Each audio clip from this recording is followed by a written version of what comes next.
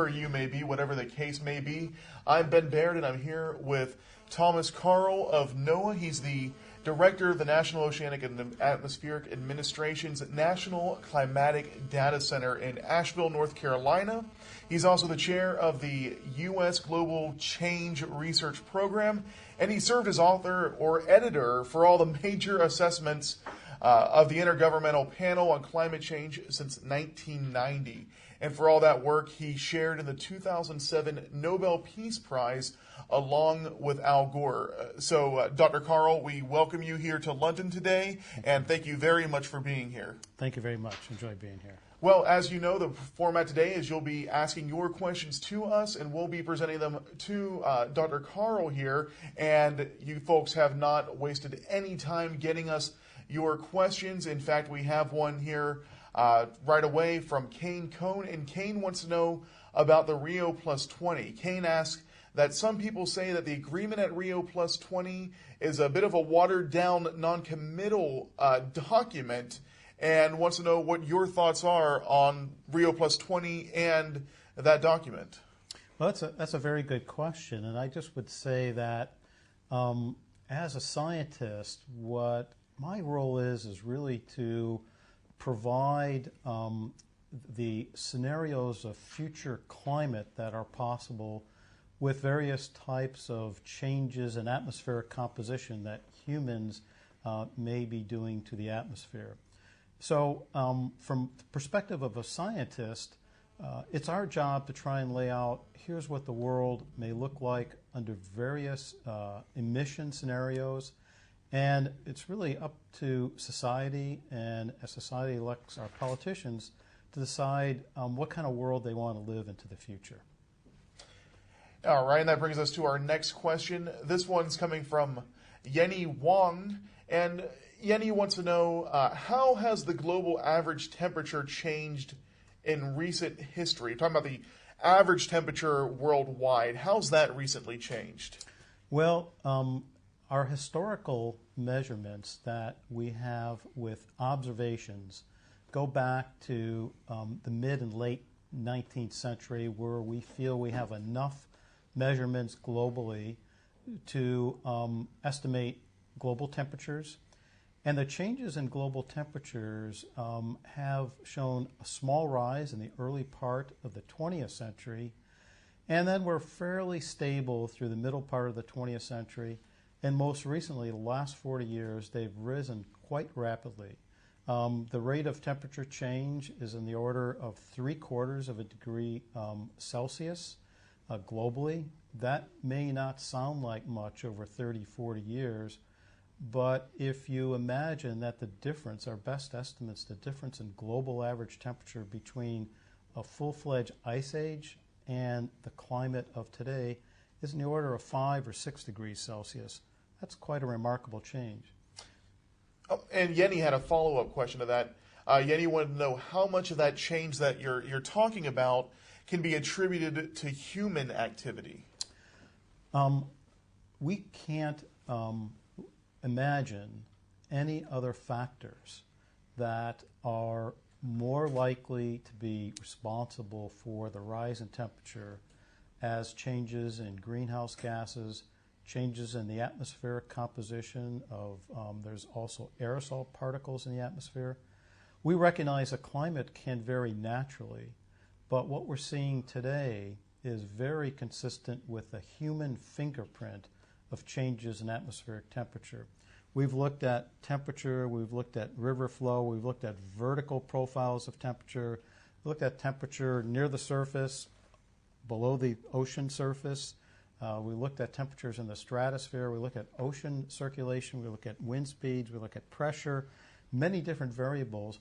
We run climate models to look at unique signatures that would occur if humans were acting to change climate, for example, by increasing greenhouse gases. And that signature is fairly unique compared to other natural causes that might change the climate, such as changes in solar radiation.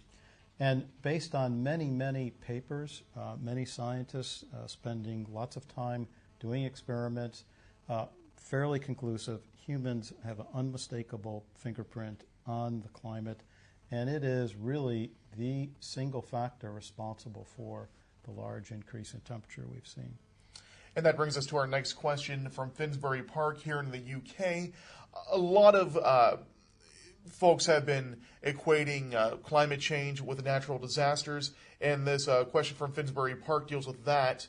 I wanted to know, with the recent flooding here in the UK, do you think that these are just natural phenomenon, or that those are being that the increase in flooding, in tropical cyclone activity, that sort of thing, are being caused by human activity? That's a very good question, and it's one that hasn't been discussed, in my opinion, enough outside of the scientific community. Certainly, most people are aware of the increase in global temperatures, but what happens as global temperatures increase, the amount of water that the atmosphere can hold also increases, and we're seeing significant increases in the amount of water vapor in the atmosphere. And water vapor is a necessary ingredient for extreme precipitation events, heavy downpours. And what we're seeing in data across the world, particularly North America, Europe, essentially anywhere we have long-term data sets, we see a significant increase in extreme precipitation events. And these increases in precipitation events are linked to more water vapor in the atmosphere, which is linked to warmer temperatures. And as we said earlier, the warmer temperatures are attributable to human activities. And that brings us to a question from Elizabeth Grant, who asked on Facebook, well, when you look at that information that you're presenting, what do you say when there are folks out there that are just naysayers? Well, what we try to do is explain science in the best way we can. We have an active publishing scientific community who look at the observational data from space, the data from in situ measurements. We have a whole global climate observing system that people have looked at data, try to analyze it in context with the best supercomputer models that we have run across many nations of the world. In that community, there has been surveys done. How many scientists are convinced that humans are responsible for the global warming patterns that we've seen, the change in climate? And the numbers come out to about 98% of all scientists are quite convinced who are actively publishing. So it's important that we convey that information out to the public, that this is where science is heading today. Exactly. Now we're getting questions here from all over. We have a question now from a check-in from Abidjan. He says that he lives near the sea and he wants to know what kind of impact will the climate crisis, as he's calling it, will have on Africa. Will those rising sea levels have an impact on that continent? Rising sea levels will have an impact on all the continents. Right now, our understanding of sea level increases is quite good from the standpoint of half of the sea level rise we see is due to warmer ocean temperatures. As the ocean temperatures warm, the water expands, and that leads to sea level increase. So the rate of temperature increase is directly proportional to the amount of sea level rise. The other more uncertain factor is how much of that sea level rise will be contributed to by melting of the great ice sheets, Greenland ice sheet and Antarctic ice sheet. Glaciers certainly contribute, but the ice sheets are a major uncertainty. We're not clear as to what the tipping points are with the major ice sheets. But clearly, the potential is if all of Greenland were to melt, the water level would be about 6 meters higher than it is today. Certainly, we don't expect Greenland to melt anytime soon, but the rate at which it's melt could be quite significant. So we have some uncertainties in terms of how much sea level will rise, and the ranges of sea level, global sea level rise go from a low side by 2100 in the order of a foot or a third of a meter, and at the high side up to a meter.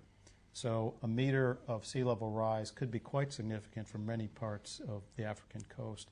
One also has to consider it's not only the global sea level rise that's important, but what's happening to relative sea level rise. There's some continental forces that act, and so you can get variations from one side of the continent to the other side of the continent. Wind patterns also have an impact, as well as storms. Storm surges, clearly very important. So clearly it's an area where we have to pay attention, particularly when we've got infrastructure along the coast, along the sea. Now, Doctor, last night you spoke right here in London at the Royal Institution, and as in that speech, you gave a good understanding of how you folks are getting those measurements that we're talking about. You're able to measure the amount of sea level rise and that sort of thing, because really of a global system of buoys and other instruments you have. If you could explain to us a little bit about what we're talking about when we're talking about how you get all these measurements. It's a great question. One of the things that is really important to keep in mind, Michael Faraday probably said it best. I could trust a fact, but always question an assertion. And what's important for today's scientists is to be able to separate fact from assertions. And one way we do that is we have multiple observing systems trying to measure different variables, different essential climate variables across the planet. So we have satellites in the sky. We've got some satellites that circle the Earth every 90 minutes, some that remain in a position, geostationary satellites. We have instruments that are on top of the ocean. We have instruments that profile the ocean. They actually are autonomous instruments. They go down and sample down to 2,000 meters, temperatures and salinity in the ocean. All these measurements are made differently, often for the same quantities. So different scientific teams take a look at this data. They analyze it in different ways. And when they do this, we compare whether or not we're seeing the same kind of a trend with different scientific teams looking at these observations differently. When people do that and they come up with similar answers, then we have lots of confidence in the fact that what we're seeing is a fact and not an assertion. Anytime one new finding comes out, what scientists like to do, can we repeat that? Can we look at it a different way, come up with a similar result, or we find a different result? So scientists actually make and earn their living from coming up with new ideas, throwing out the old, and coming up with new ones. And so, as we went back earlier, the fact that 98% of the scientists are convinced that humans are responsible for climate change is pretty remarkable. And a lot of people at this point are actually asking that question right there. If humans are responsible, is climate change at this point simply unavoidable? There's a significant amount of climate change that's already in the pipeline. We have stored a tremendous amount of heat into the ocean. Most of the increase in temperature is actually an increase in the ocean temperatures have gone not only in the top layers of the ocean, but deep into the ocean. Eventually, this heat will have to come out. So even if we stop changing atmospheric greenhouse concentrations tomorrow, we'd still have about 1 degree Celsius warming in the pipeline. So clearly, we're committed to changes. And the issue that's being debated politically is how much do we want to commit to. Some of the high emission scenarios that we look into the future suggest by the end of the century, global temperatures could warm as much as 5 degrees Celsius. Some of the low emission scenarios and low climate sensitivity, that is how sensitive the climate is to the increase in greenhouse gases, suggest the temperature rise may only be about 1.5 degrees to 2 degrees. Significant difference at the high end. We may be reaching thresholds that are unavoidable, tipping points that once we reach, very hard to change. At the low end, we may be able to adapt and have minimum impact. So that's where the uncertainty lies. And certainly there is a lot of uncertainty, especially when you talk about that high end and that low end of the spectrum. But we have a question from Herv, who lives in an agricultural-based area, and he wants to know global warming based on agriculture, with global warming leading to possible droughts or floods. Is there a risk to an economy based on agriculture? That's a very good question, and I can tell you that we're trying to look much more closely at the relationship between weather and climate extremes and economic impacts. there's a number of reasons for this. Obviously, insurance and reinsurance industries are very interested because in many places around the world, the agricultural crops have insurance that pay out for losses. And it's important to understand what the risk is. We're trying now to link the economic cost of some of these weather and climate disasters. And to do that, it's a difficult process because, one, we have to look at the direct costs. These are the insured costs. The uninsured costs, and that's always a difficult estimate. But then there's many indirect costs that are difficult to estimate. So, for example, it's more than if a farmer loses its crop. It's all of the infrastructure around taking that crop to market, the jobs that are at risk when that crop fails, and not saying anything about the potential human health aspects of a loss of crop. So it's a very important area, and I think there's a lot of interest in today's world to take a closer look at the relation between the physical phenomena and the economic impacts. Certainly. And we have another question here from Yenny Wong wanting to know about mitigating all of this. Yenny wants to know, how can carbon offsets, if at all meaningfully, contribute to solve climate change? Well, the notion of carbon offsets essentially tries to ameliorate what an individual or a country might do in terms of emitting carbon and being able to trade that off to another country who might be in a better position to minimize the emissions of carbon. They can continue to emit carbon, but the other country more than makes up for the carbon that's emitted in one country. Or you can do that in a trading scheme whereby companies around the world trade off carbon credits. It has been tried with the control of sulfur emissions. We have an acid rain issue many years ago, and being able to do offsets with respect to sulfur emissions seem to work in the free marketplace. So I think a number of people have proposed, why don't we try carbon offsets? Now we have a question coming in from Andrew on Facebook, and what Andrew wants to know is, European and American countries caused climate change when they developed, and Andrew asks, why should other developing countries not be allowed to develop in the same way? Well, that's a great question, but it's one that I'm not very well prepared to answer. It's a great social science, political science question, and as I say, what our physical science can best do is to provide to the general public, here's the implications of certain courses of action that society takes. Now, during your talk last night, you talked a bit about some of the readings that you've recently gotten that are a bit surprising. One of those readings that you mentioned was the carbon dioxide level in Alaska reaching 300 parts per billion. And why was that particularly significant of a finding? Well, actually, what we measured for the first time ever, we have a number of reference observatories around the world. One of our observatories in Barrow, Alaska, for the first time measured 400 parts per million of carbon dioxide. This has never before been measured, such a high number. Why this is important is because pre-industrial time, we had concentrations of CO2 of about 270 parts per million. Now we're approaching 400 parts per million on a regular basis. The high emission projections by the end of the century go as high as 1,000 parts per million. This is higher. If you actually look at our measurements from our paleoclimate data, we have good measurements of carbon dioxide going back 800,000 years by drilling ice cores into the ice sheets. One can look at the air trapped in the ice bubbles and measure the amount of carbon in these ice bubbles.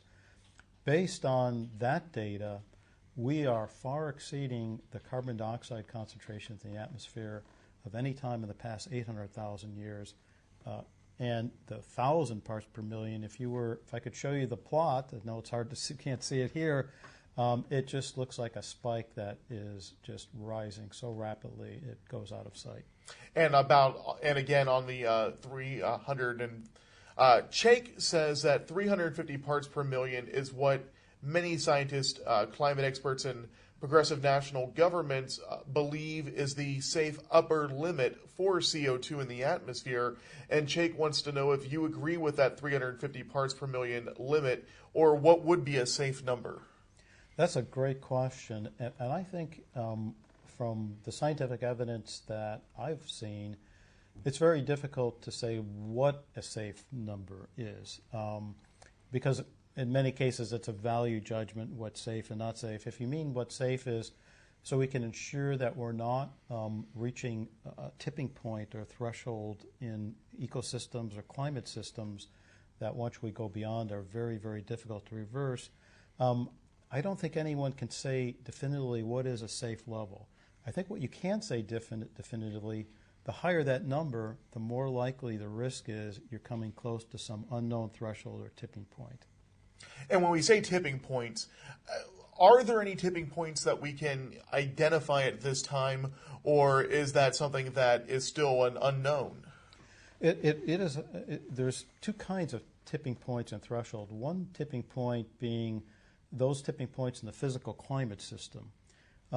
For example, we know that there is considerable methane in the permafrost in Russia and the high Arctic areas outside of Russia. As temperatures continue to increase, there's some concern that methane will melt and be released into the atmosphere, and the estimates of methane contained in the Earth are quite high, comparable to all the amount of carbon dioxide emissions we've emitted since the pre-industrial revolution. So that could have a significant contribution to the greenhouse effect, Mother Nature adding much more greenhouse gases to the atmosphere than we've done ourselves because of what we initiated. And there's good evidence to suggest in the past climates that that contribution actually was important in terms of how the ice ages eventually ended and actually began, because there's this feedback system within the Earth climate system. Now we got another question coming in from Aristide Wise, and Aristide wants to know what real solutions, tangible solutions, have been taken so far, and are there any examples you can name that have worked well to reduce or mitigate climate change? That's a great question, and I would say there are probably no single solutions that are out there right now, but in terms of trying to minimize the amount of greenhouse gases we emit, there's probably a whole variety of actions that would need to be taken, everything from conservation efforts that could be taken quite quickly, renewable energies, of course, have a contribution, to cleaner burning of the fossil fuels that we do use. And obviously, and this is another social issue to debate, one can look at the nuclear industry, which doesn't emit carbon dioxide, presents a different set of issues. So these are all important social issues that society has to grapple with to figure out how we want to live in a world that we can understand the environment doesn't change in ways that are hurtful to many of us, but we have ample supplies of energy. And that, really segues well into this next question. Just as far as looking down the road for U.S. policy, what is the climate change strategy that the United States is working with? Well, I think the U.S. strategy has been one that has been encouraging conservation.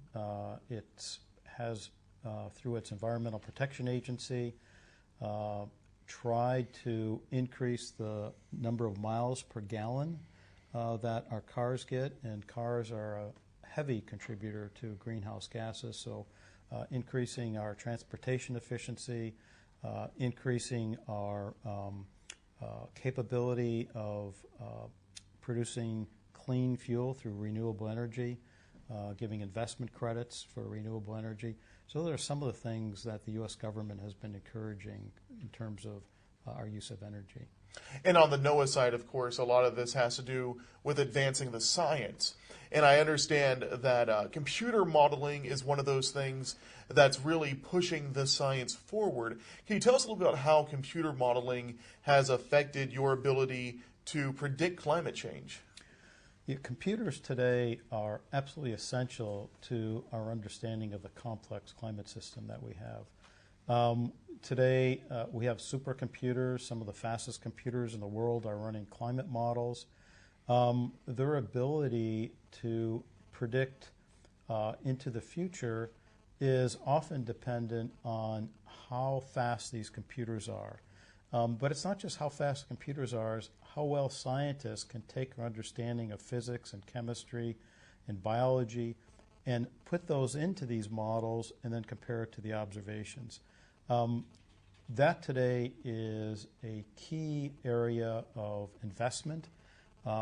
If you look back at where we were just 20 years ago, we didn't hardly have the capability to measuring such natural phenomena as El Niños and La Niñas, which we know today affect the global climate, areas of the Americas, areas of Australia, Indonesia, very much affected by the pattern of El Nino and La Nina. We just came out of a La Nina last winter.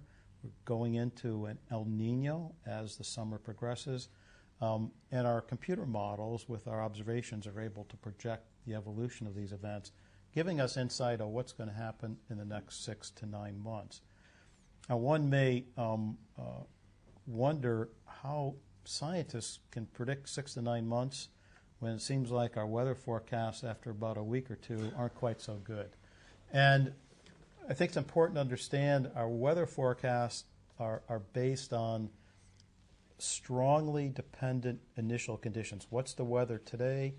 And then after about a week or 14 days, the chaos in the climate system tends to become stronger, and we lose our ability to tell you 2 weeks from today what the weather is going to be at a particular location.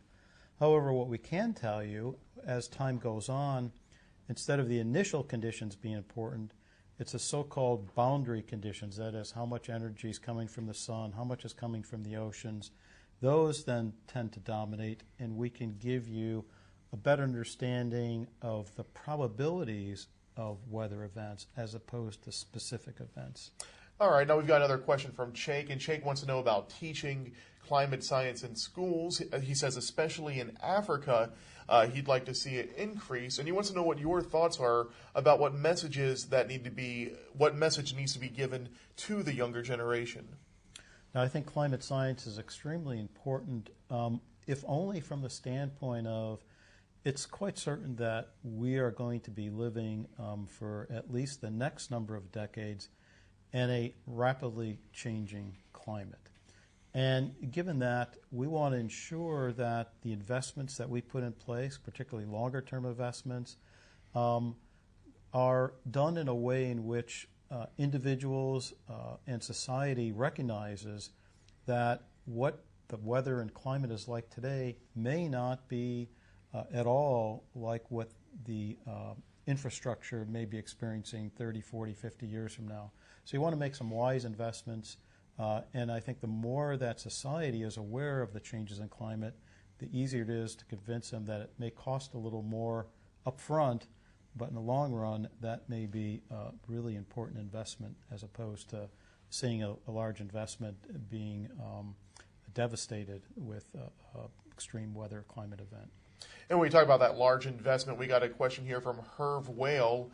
And Herv wants to know, when you talk about this investment, is there a real willingness from the world's governments to be won over or to make the move toward acknowledging and moving forward on the climate change issue?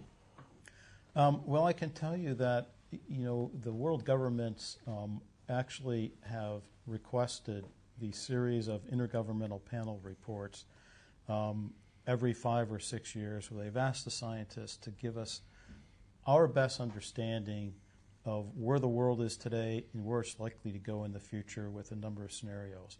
So I think it's clear that the world governments are very much interested in what scientists have to say. I think where the difficulty comes is it's not clear how to move the world into a common scenario of change. And I think that's where a lot of the debate, a lot of the discussion takes place internationally. But I think it's very clear internationally there's a lot of interest in trying to understand what the likely scenarios of climate would be. And of course, that's at the governmental level. Well, now we have a question coming into us from London. Wanting to know what climate scientists themselves should do about the negative press or negative reporting that this person believes they're seeing about climate change, especially within the United States. Yeah, well, I think it's important that we convey the best science we have. And because this is such an important issue, and science always is challenging what we know, and uncertainties are very much rampant in both our measurements of global climate and our ability to project definitively what the climate's going to be. As we mentioned earlier, the range of sea level rise, the range of temperatures. And I think what scientists need to do is be able to convey that there's just as much likelihood of climate being more sensitive to the emissions we're adding to the atmosphere as being low sensitive to the emissions we're adding to the atmosphere. And then let society decide how much they want to gamble, because that's really what the issue is all about in the end. The debate really is over about greenhouse gases, whether they've added to climate change. Scientists are quite sure that's the case, but we're not quite so sure how sensitive the system is, whether we'll be at this very high end, at the low end, or the middle end, and that's where society is going to have to figure out, how lucky they may or may not be. Now, we hit a little bit earlier on the sea buoys and on satellites and computer modeling, but folks are joining us, coming into the conversation now, and again, wanting to know how can we ensure that the data we're looking at is accurate? One of the ways in which we do this is we look at the data from different observing systems. So, for example, if we talk about is temperature increasing, there's a lot of different ways we can measure temperature. We can do it from satellites, we can do it from ships in the ocean, we can do it from weather stations in the land, we can do it from buoys in the ocean, we can do it from profiling floats, many different ways of looking at temperature. And what we do is we look at that quantity, lots of different observing systems, and different scientific teams look at the data in different ways. With those different looks, we then see what are the differences in terms of rates of change we see amongst the different teams. And that enables us to get some uncertainty. And where the uncertainty is very, very small compared to the signal or the rise in temperature more recently, then we're confident.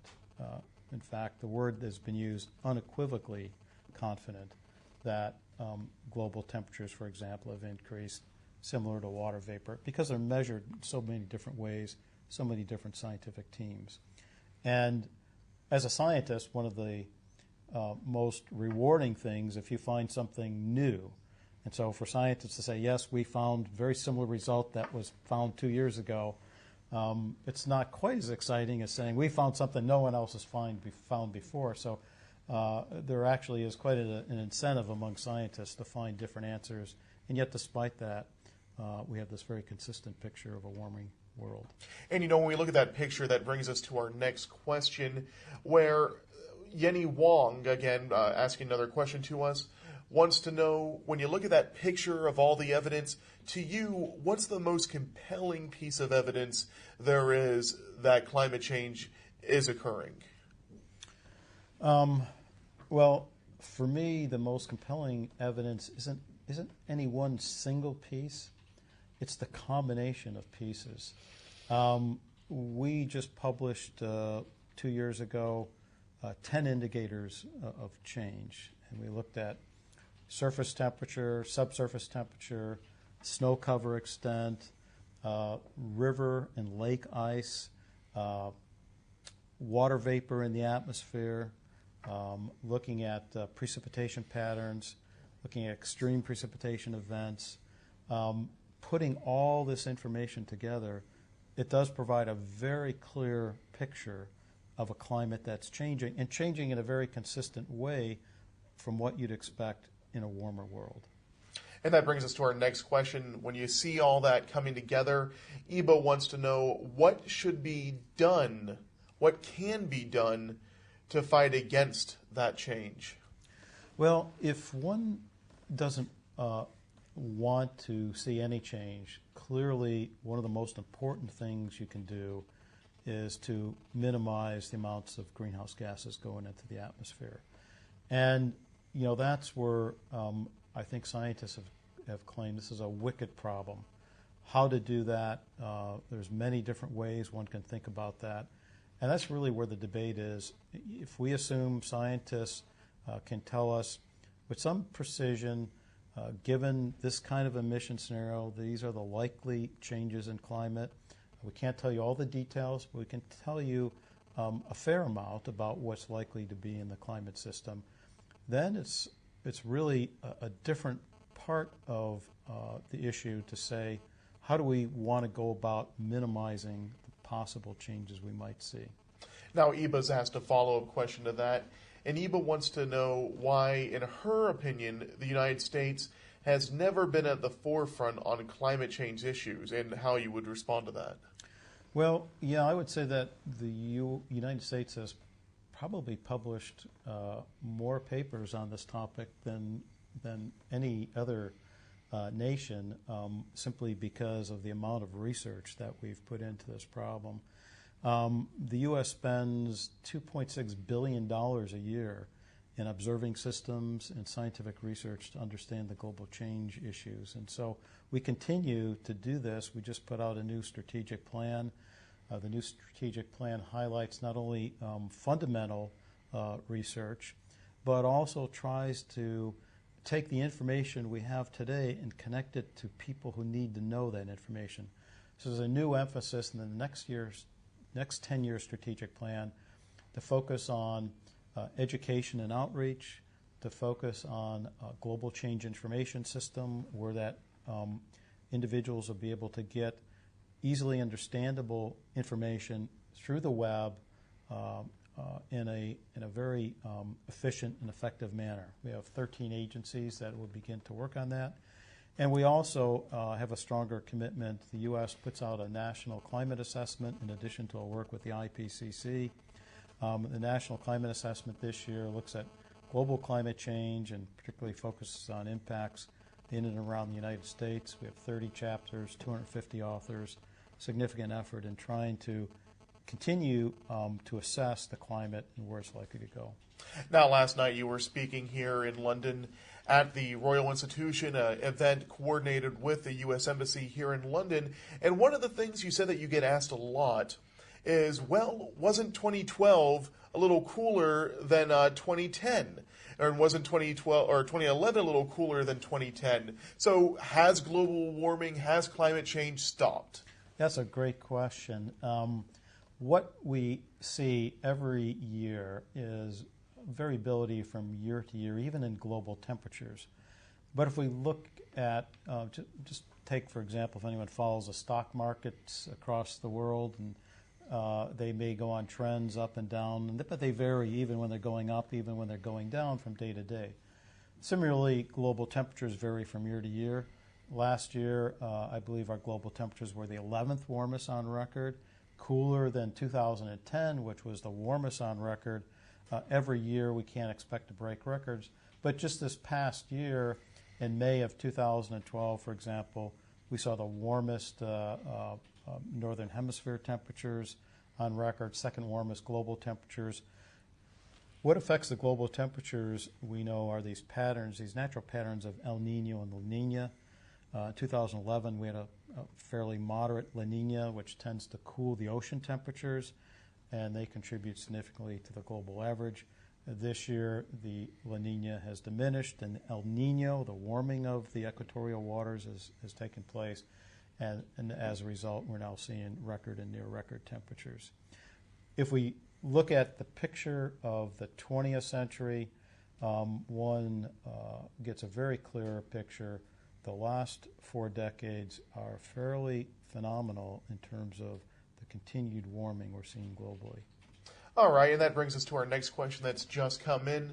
Wanting you to play a weather forecaster a little bit, wanted to know in the future, are we looking at climate change causing things to be drier or wetter? That's a great question, and of course it's going to depend on where you live. If you live in the high latitudes of the northern hemisphere, for example, you can expect overall conditions to be wetter. If you live in the mid-latitudes, it's going to be virtually like tossing die. You may be in areas that are wetter or areas that are drier. If you live in the subtropics in general, you can expect lower precipitation amounts. One thing is clear, however, in virtually all of these areas, when it does rain, it will rain harder. So you may find that you could end up in a climate that's both drier, but yet you have more extreme precipitation events, because when the rain does come, it comes more intensely because of, as we discussed earlier, the increased water vapor.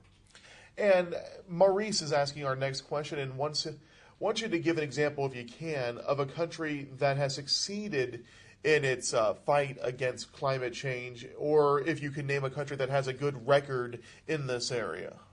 Well, that's a great question, and I think one thing it's to keep in mind is this issue cannot be solved by any single country.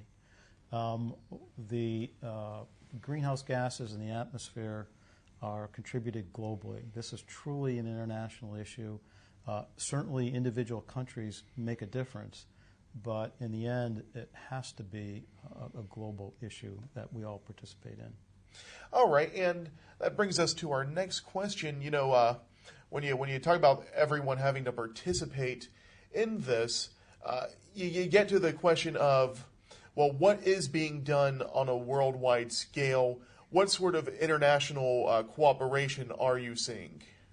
Well, I can tell you internationally, from where I work, to measure carbon in the atmosphere, to really understand the science, the international cooperation is phenomenally good. It's with satellites, it's exchanging data, it's developing agreements between countries. There are international organizations such as World Meteorological Organization established a global climate observing system so that we can coordinate our observations in the oceans and the atmosphere. Just to manage and run the number of observing systems out there takes tremendous agreement and coordination. We have, last I looked, about 3,400 what's called Argo floats in the ocean. These are these autonomous profiling vehicles that go down deep into the ocean, spend a week or two down deep in the ocean, come up all by themselves, take measurements of ocean salinity, temperature. These are spread across all of the oceans, and they're coordinated throughout the world. The U.S. puts out about half of the Argo floats. The rest of the world contributes in their way. There are many other observing systems, satellite systems, weather balloons.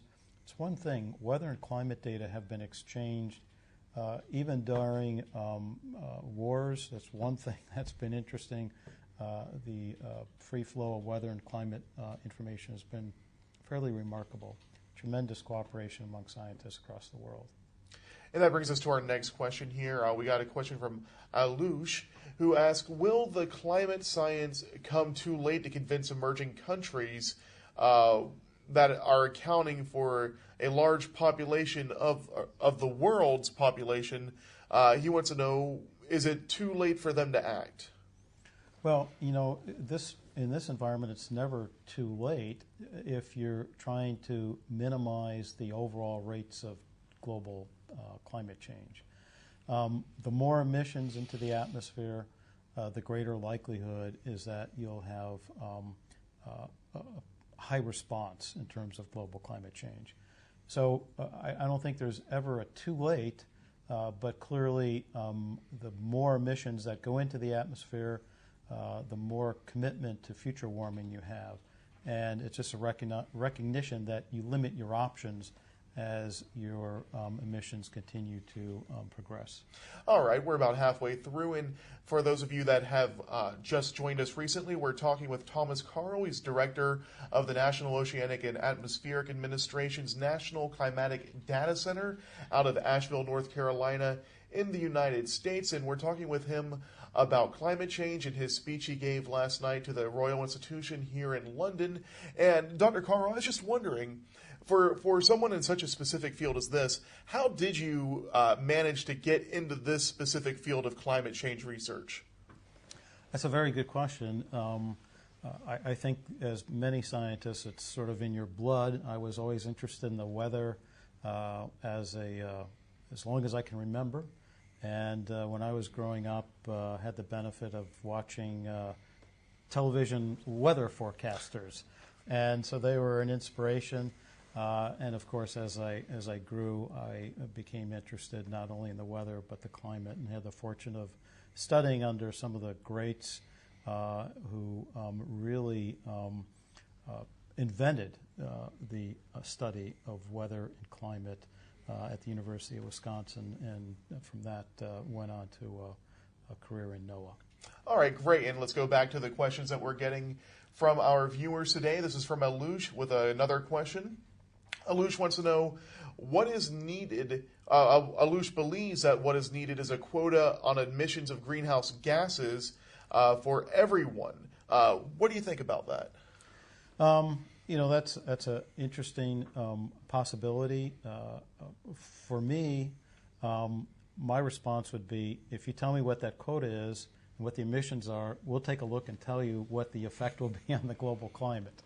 And again, I know people are looking in some sense for someone outside themselves to tell them what the proper answer is, and really it's very difficult to do. We can tell you what the impacts of those emissions would be, but it's up to society to figure out how they want to go about taking which course. All right, and this brings us to one of our most basic questions that maybe we might have glossed over a little bit at the beginning.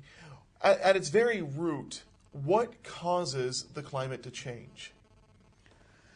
There's a lot of potential causes of climate change. If you look at particularly longer time scales, some of the largest forcing factors, as we call them, or principal factors of climate change, are the changes in we call them the orbital mechanics. And that is, the Earth's orbit around the sun changes over thousands of years. Earth's tilt changes. The amount of circularity the Earth has around the sun changes. It's not a perfect circle, it's an ellipse. And that ellipse changes over time. And where the sun is closest to the Earth during that circle around that elliptical path has an effect on climate. We know there's patterns there that produce long climate changes, largely responsible for the ice ages that we've seen in the last 100,000 years. But there are other factors that can play. Longer geological timescales, the position of the land masses affect climate, and certainly the amount of energy from the sun. One of the reasons we are quite confident that greenhouse gases have been responsible for the warming we've seen in the last 40 years is the energy from the sun is actually slightly decreased. We've measured the energy from the sun from numerous satellites, and we see there's certainly an 11-year cycle, and people are probably familiar with the sunspot cycle, but overall the energy from the sun has decreased. And that brings us to another interesting question. Where today do we fit in the temperature scale as opposed to in the past? I think a lot of scientists have felt, particularly in the middle of the 20th century, we were like in the Goldilocks environment.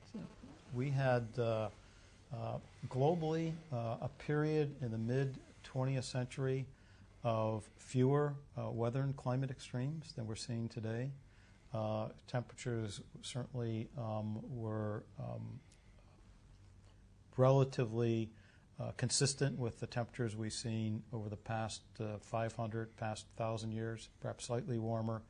It's only been in the last 30, 40 years where we've seen this rapid increase with an increase in extreme weather and climate events. So what we're seeing today is arguably different than anything we've seen in the last at least 1,000, 1,500 years. And you talk about the last 1,000, 1,500 years.